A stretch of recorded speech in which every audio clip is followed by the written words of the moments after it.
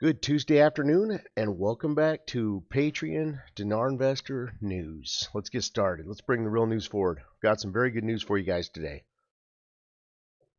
So, first one is here's today's cabinet session. Cabinet sessions occur every Tuesday. That would be the Prime Minister's cabinet. Here's what they did today. Here's the article. There wasn't anything real critical in here, so I'm not really going to take the time to review it, but if you'd like to see it, you can pause the video and review it right here, okay? Or it's also posted on the forum for review. Hantush, electronic payment reduces the cost of paper currency and supports economic transparency. In this article, we'll check the summary. It says Iraq has witnessed a significant increase in electronic payments with the value surpassing 10 trillion dinar. Benefits of electronic payments reduces the costs associated with printing and handling paper currency, improves economic transparency by enabling better market monitoring and tracking of money flow, contributes to strengthening the national economy, government support, enhanced public awareness. From the Kurdistan House, Barzani sends messages to Trump, Baghdad, and the region. Prime Minister Barzani opened Kurdistan House of the World Economic Forum in Davos. All right, so MPs protect controversial laws passing mechanism. They passed without a vote. So here's what they did in today's session of Parliament. They were actually supposed to vote on the. They made amendments to the amended budget. Yeah, they made amendments to the amendments of the budget. Okay, so let's look at what was passed and approved in today's session of Parliament. So they brought some of the controversial laws forward. It says chaos in Parliament. The Iraqi Parliament session witnessed chaos as representatives protested the voting mechanism for three controversial laws. Laws passed without votes. Some MPs claim that the personal status law and general amnesty law were passed without a proper vote. Quorum broken. The protests and walkouts by MPs, members of Parliament, led to the breaking of the legal quorum. Controversial laws, the three laws included the personal status law and the general amnesty, have been highly controversial and have faced significant opposition. Okay, attempts to dismiss the Speaker of the House. There were attempts to dismiss Parliament Speaker Mashadani due to the manner in which the laws were passed. So those are the three laws that I don't know if they did 3 full readings. This might have only been the second reading. So I don't see in the article, I was trying to see in the article if it actually says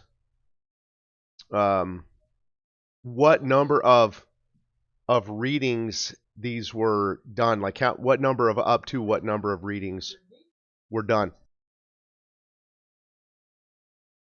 So anyway, I'm looking here, and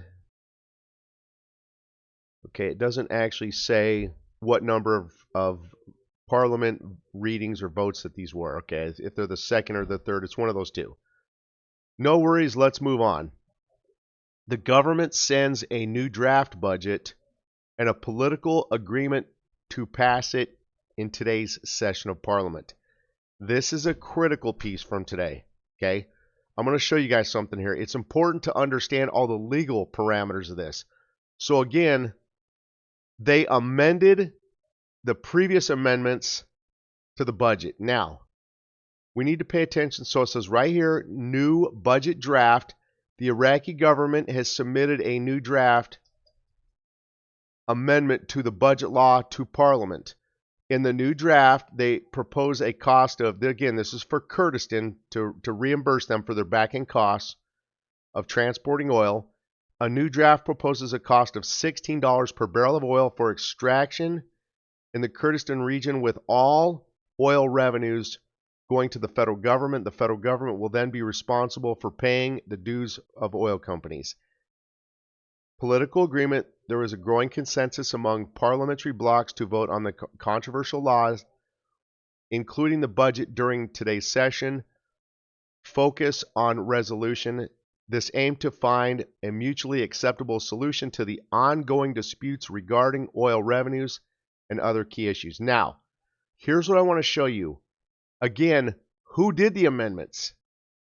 Factual data shows and suggests it was not the Council of Ministers. It says Parliament's Finance Committee ends debate. This is from, I think, Sunday. On Sunday the 19th, the Parliamentary Finance Committee, okay? So it says in this article right here, the Parliamentary Finance Committee announced today, Sunday, its vote to amend Article 12 of the draft general budget law. So this article is telling you that the Parliamentary Finance Committee made the voting changes to the general budget. Now I want to show you something again. This occurred Sunday. Sessions of the Council of Ministers sessions, the cabinet sessions, only occur every Tuesday. I want to show you that. Let me zoom in on this a little bit. There you go. This is from Iraq's Council of Ministers. It says that right at the top. The last session they had would have been last Tuesday, the 13th, or actually it was last Monday of last week, the 13th. They might have, something occurred last Tuesday preventing them from doing it last Tuesday, the 14th. So they had the one from last week occurred on last Monday, the 13th. That was the second regular session. The first regular session was January 7th, Tuesday. And then they had one today, the 21st. Okay, see if I go back to the regular news, you'll see they actually had a cabinet session. I'm just showing you. Right.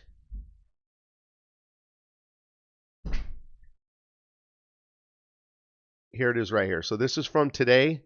This is their today's cabinet session from today, the 21st. So again, typically they're every Tuesday. So the last one that they actually had was prior to this week was last Monday, the 13th. Now, again, I'm just trying to show you the date range here to show you that the Council of Ministers has not even held a session that would have even allowed the Council of Ministers to amend the budget anyway. I'm trying to prove to you factually and show you factually that the amendments to the budget amendments were actually done by the Parliamentary Finance Committee, and it's so again they haven't even had a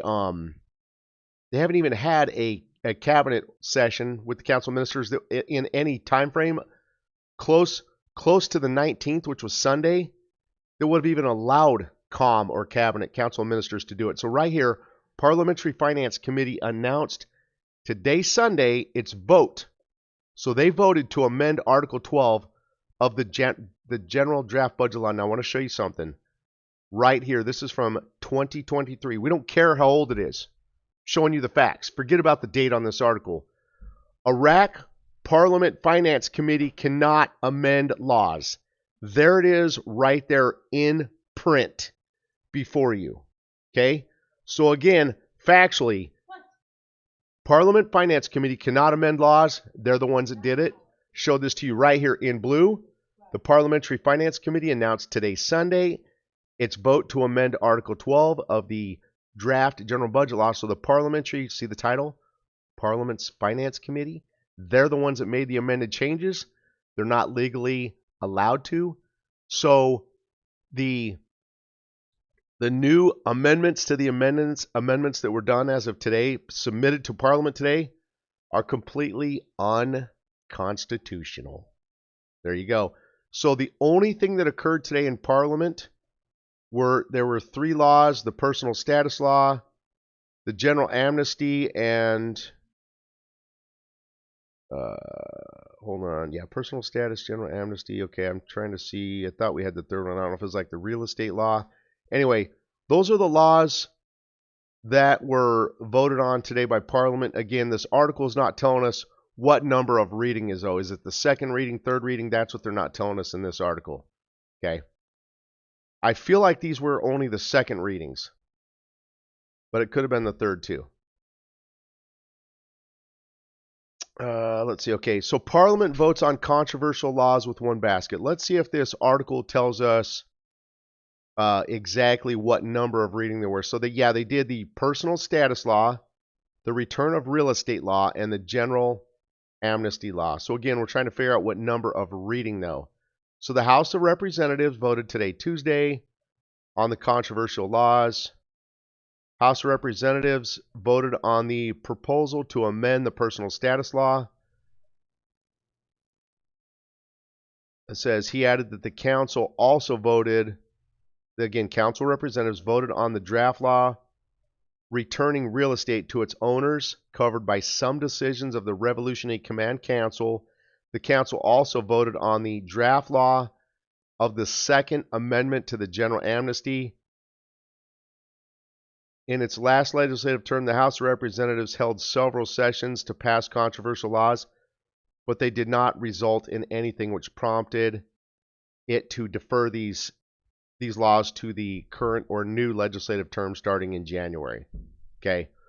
So again, though, they're not telling us in these what number of vote or reading that these were. Okay.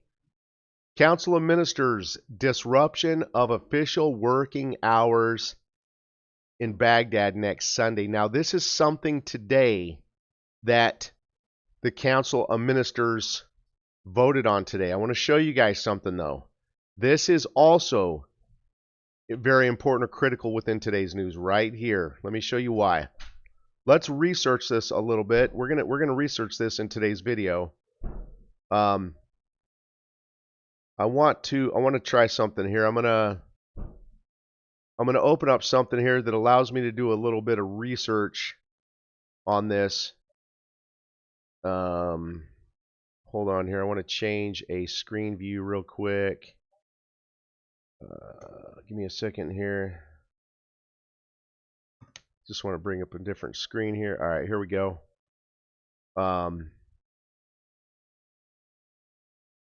Want to see.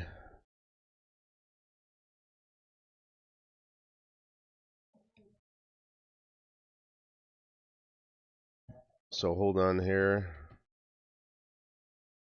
Hold on. So, all right. So anyway, I want to see if Iraq observed this holiday. Hold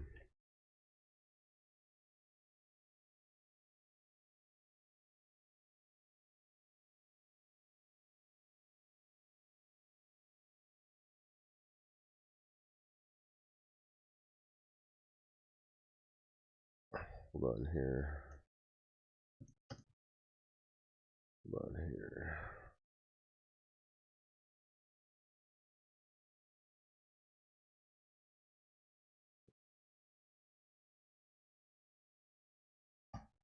All right, let's see what this says.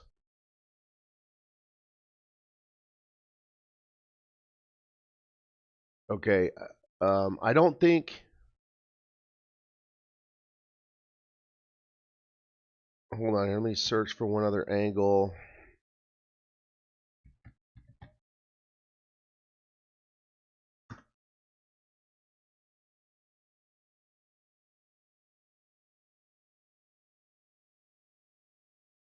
Okay, it's saying that they observed this holiday on February 6th, but give me a second here.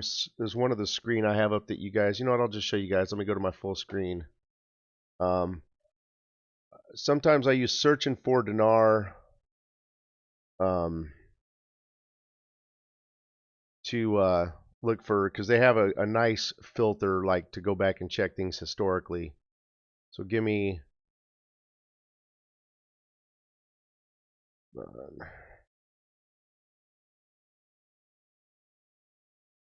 let me run this real quick. See, hold on here.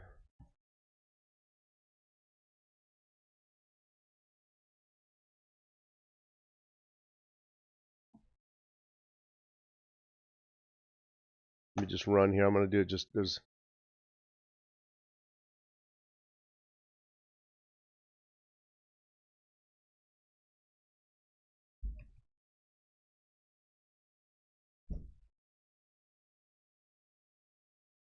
All right, hold on. So okay, nothing there. So anyway, from the research I'm doing here, it looks as though that the government. I know what the government's or what this AI is saying. This AI is saying that Iraq's government observed this holiday possibly on February 6th. Now here's the point. Here's another point though that an argument I would bring forward on this. Okay. See, I could even search this. Let me just run this into Google real quick. Let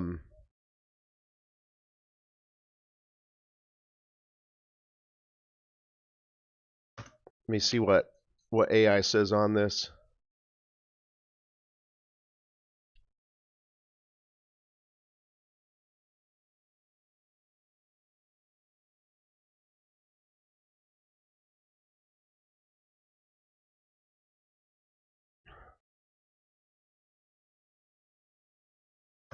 All right, so let me see. Hold on. So here it's saying that the citizens of Iraq are observing this. I don't see anything about the government arguing this or observing this. Now, here's just another key point in this. If the date of a person's death doesn't change. So if this was observed February 6th of last year, like the AI is saying right here, if it says this event fell on February 6th, 2024, let me run one more search on this from the angle of 2023, because I have a very valid argument I want to bring forward on this. So let me see what it says for 2023. And yeah, see, now here's my point. So from 2024, they're saying this event fell on February 6th, 2024. And in 2023, this event took place on February 16th. Again, there isn't any news stating that the government kind of declared a government federal or national holiday to take this time off. Okay, so now here's my argument. The date of a death can't change. The date of a death is what it is. So if they were observing this on February 5th last year, on February 16th, 2 years ago in 23, the date can't change into January. The date of the death of a person, the date can't change. That's my point. But this is telling you when the citizens observed it. And there isn't any news coming out stating that the government has previously closed to observe this, or that the government and the council of ministers have shut down to observe this. Now here's my point. As of now, they're using this as an official holiday for January 26th, but there are no previous articles showing us that the government has observed this.